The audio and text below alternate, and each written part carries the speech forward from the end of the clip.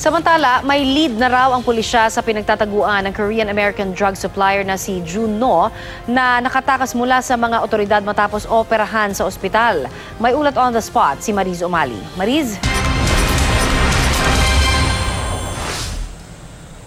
Connie, tatlong special operating units na ng Philippine National Police Drug Enforcement Group ang nagsasagawa ng manhunt operations para maarestong muli ang Korean-American national na drug supplier di umano na si Jun No matapos makatakas mula sa mga otoridad. April 15 ng alas 6:10 ng umaga na makatakas daw ang Korean-American na si Jun No alias Jazz mula sa hospital detention. Nakatakda na sana ilipat sa PDEA Quezon City Jail Annex sa Bikutan si No noong April 10 ng alas 12 ng tanghali nang dumaing ito ng lower abdominal pain habang sumasailalim sa physical at medical examination na SOP bago ilipat ng kulungan. Dahil dito inirekomenda siyang sumailalim sa karagdagang pagsusuri dahil nagpakita raw ito ng senyales ng acute appendicitis.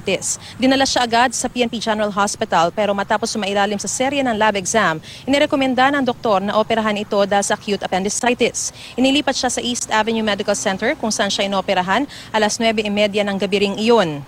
Nanatili umano itong nakakonfine sa Ward 1 na naturang ospital habang binabantayan ng isang taga-PNP DEG at isang taga-PDEA na nagsasalitan kada 12 oras. Pero lumalabas na sinamantala nito ang pagkakataong makatakas noong Sabado ng umaga nang lumabas para mag-almusal ang bantay nitong si SPO2 Michael Macarubo habang nakatulog naman ang isa pang bantay mula sa PDEA na si IO2 Ernie Eugenio.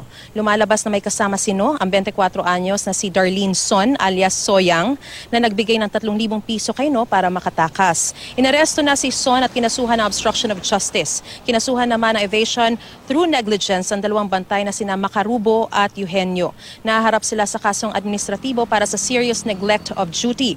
Ayon kay PDEG spokesman Police Superintendent Enrico Rigor, may lead na raw sila sa mga lugar na posibleng pagtaguan ng suspect. Hindi raw makakalayo ito gaano, lalo't sariwa pa raw ang sugat matapos operahan. Nauna na naaresto sa entrapment operation ng PNP DEG si No noong April 5 kung saan ito nakuhanan ng 140 tablets ng ecstasy. Si No ay major supplier di umano ng droga partikular ng ecstasy at shabu sa Malate area. Siya rin ay sangkot di umano sa pagpapakalat ng iligal na droga sa malalaking mga party at di umano ay sangkot din sa prostitusyon. Ipinakalat na ng pulisya ang litrato ni No para makatulong sa paghuli. Pakiusap nila sa publiko ipagbigay alam sa kanila kung makita si No sa hotline number 0998-999-2286. Minomonitor na rin patin ng ang mga ospital na posibleng puntahan nitong si No. Narito po ang pahayag ni Police Superintendent Enrico Rigor.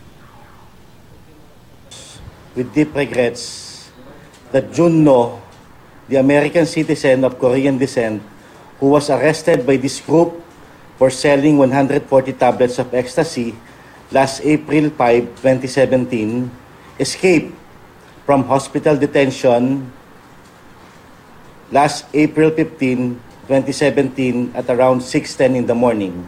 Jun No should be handcuffed at all times at the hospital bed. I understand his handcuff was just in his hands. In his wrist, in his one wrist. Not handcuffed At the hospital bed now, yeah, yes. Sir, That is precisely the negligence of the two guards. Samantala, kanina nakikipag-ugnayan na rin ang PNP DEG sa Bureau of Immigration, pati na rin sa Airport at Seaport Authorities, pati sa airline and shipping companies kaugnay sa pagtakas ni No. Kasalukuyan na rin iniimbestigahan ng CIDG ang pagtakas ni No, pero ngayon pa lang ay sinasabi na ng DEG na malabong nagkaroon ng bayaran para makatakas itong si No. At yan ang pinakasariwang balita mula rito sa Camp Crame. Balik sa iyo, Connie. Yung sinasabi, Mariz, na lead na meron na ngayon ng pulisya, ito ba'y nanggaling sa mga sibilyan? Sabi nga, di ba nakikipagtulungan at hinihikayat nila yung mga sibilyan, o ito ba ay base na rin doon sa kanilang sinasagawa mismong intelligence report?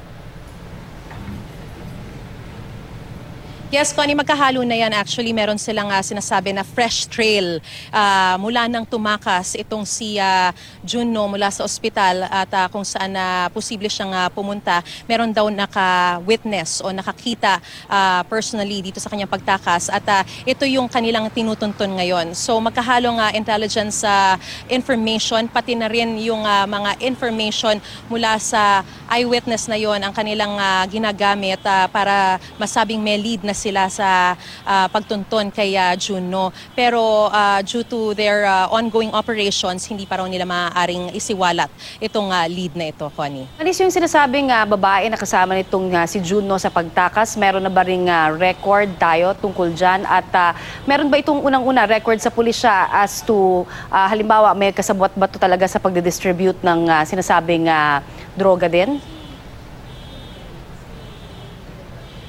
Hindi binanggit or walang detalye kaugnay dun sa kanyang background, kung meron na ba siyang dating police record, kung siya rin ba ay sangkot sa pagbebenta ng droga o kung siya ay kasama nino in previous cases of selling ecstasy sa mga parties. Maliban lang, lumabas lang talaga yung kanyang pangalan at ang kanyang yung identity nung siya nga ay mabanggit na kasama sa ospital nitong sino nung siya ay nag-undergo ng operation. At pagkatapos nun, Connie, ay inaresto na rin naman siya agad at kinasuhan na rin ng obstruction of justice, Connie. Pero Maris, bukod doon sa pangalan nitong sinasabing kasama nga nino sa pagtakas, alam na rin ba yung mukha? Kasi syempre iniisip natin yung nakikipag-ugnayan nga sa Bureau of Immigration, ang pulisya na rin, may whole departure order na ba para kay No o para dito sa isa rin? Paano ba yun?